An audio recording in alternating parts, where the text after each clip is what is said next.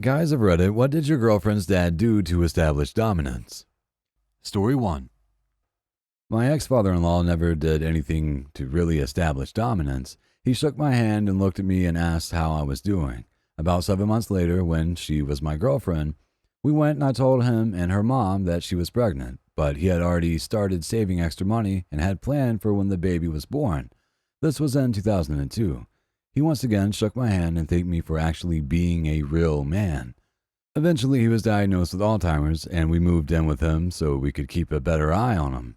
I ended up with not only a father figure like my grandfather, but a best friend. We did everything together and had a lot of fun. We'd pick on each other so much it would easily get out of hand, much to the rolling eyes of our respective wives. He went missing a couple of times, went for a walk and got turned around, and then went for a drive and got lost. I was terrified but kept my composure and didn't stop looking until we found him hours later.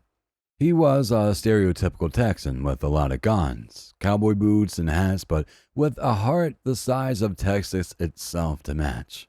Fun fact, when his daughter, my wife, ended up cheating on me, which led to a separation and divorce, she thought it was okay to bring a new guy around a couple months after our daughter and I moved back near my family. He excused himself and came back with one of his shotguns and simply proclaimed, "You're not Nemesis." And the guy actually pissed himself. She told me about it later on the phone, cracking up, and he said, "I'm not as far gone as they think sometimes." And he told me that I will forever be his son. I miss that Texan bastard. Story 2. My father just happened to be cleaning his guns and trying out his bore sight when I brought my boyfriend home the first time. A table full of rifles and shotguns. My boyfriend's reaction was, "Oh, neat," and they talked about the guns for an hour. They went out without me to a blacksmithing festival recently. I think all I did was bring home a friend for my dad. Edit. Bonus fact. They are going to make a forge together out of leaf blowers and an old water heater tank in the backyard. Story 3. I flew overseas to meet my wife's family and ask for her hand in marriage. Made reservations at one of the fancier restaurants in town and asked him to meet me there for a talk. Should add that I was unemployed and completely broke. He pulls up in a BMW, tires screeching, and tells me to get in. I protest that we have reservations, and he says to forget about them. He takes me to a really simple coffee shop, says that I don't need to impress him with fancy shit. I tell him that I love his daughter and that I will always make sure that she is happy. He just looks at me for a long time, not saying anything really. Finally, he says, "I don't know you, but I know my daughter, and she's really smart. So many guys wanted to marry her, and she turned them down. If she sees something in you, then I'm all for it." We shook hands, and then we drove to the supermarket so I could help him haul a shit ton of groceries. My wife and I have been married for 15 years, and he's always been a complete gentleman to me. Even though I showed up in his city completely broke and jobless, living under his roof and ate his food, he never once made me feel that he was doing me some kind of favor or that I was anyone but a valued member of the family. And this despite the fact that he has a nasty temper and never holds his tongue with anyone else. I worked my ass off and got back on my feet, and my wife made big leaps in her career as well, and eventually we moved back to the States. He continues to be my ideal of what a real man should be. I hope to treat my own daughter's husband as well as he treated me. It was all a trick to help you carry the groceries. Bet you feel pretty stupid now. Story 4. Clammed up, basically acted as if I wasn't there, and if I did talk to him, I got single-word answers. This is an actual conversation when I was stuck in a car with him. "What do you do?" "Sales." Been doing that a long time?" "Yes." "How many years?" 30. "Retiring soon?" "Yep." "What are you planning to do when you retire?" "Florida." "Where in Florida?" "West." "So, like Tampa?" "Yeah." My girlfriend gets a text the next day from him saying I'm a great guy and he's happy she's dating me. Story 5. Shook my hand real firm and asked, "Hello, are you fucking my daughter in your apartment?" No introduction, wouldn't let it go without an answer. I'm really tall and he's a really short, stocky wrestler. 14 years later, still together. Edit. It was suggested that I put my answer here, so I will. Answer below. I believe she interrupted with, "Dad, and we kept a firm grip.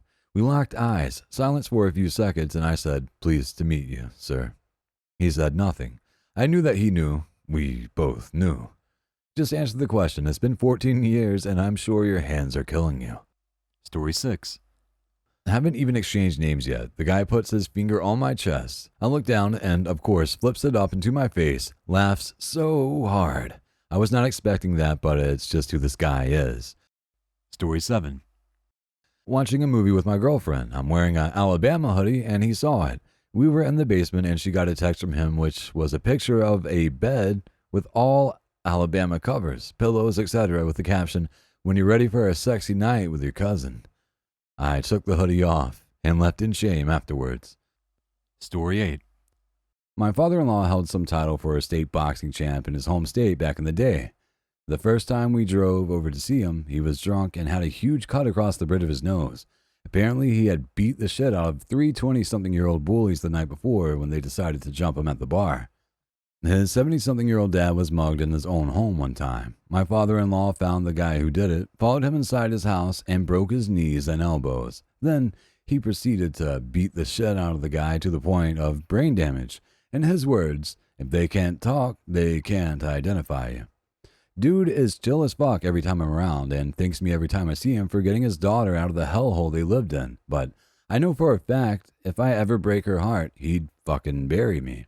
If I ever leave, it'll have to be the country. Story 9. Literally none of the girls I dated had dads, either by death or by divorce. I wonder what that says about me. You killed their dads? There can be only one. Story 10.